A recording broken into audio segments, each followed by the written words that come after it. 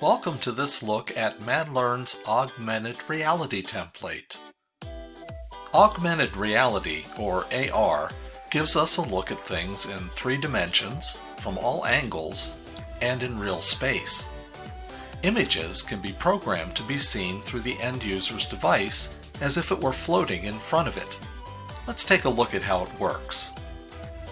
The AR template can be found near the bottom of the template list to the left of the content screen.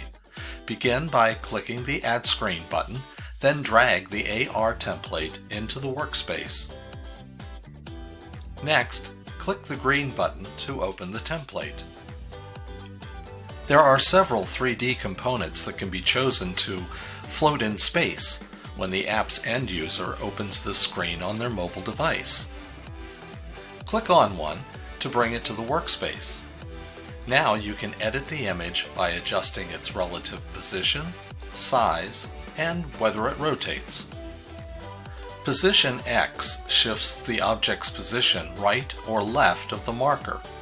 Position Y shifts the object's position closer to the viewer, and position Z shifts it higher or lower than the marker. You may add as many objects as you want and experiment with each one's size and position within the 3D space.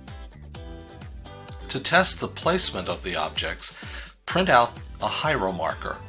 These markers can be found by using a Google image search. Placing the hieromarker under the mobile device's camera will enable the end user to see the 3D images float in the real-world area in front of that device. Check out the slide deck version of this tutorial to learn more about augmented reality.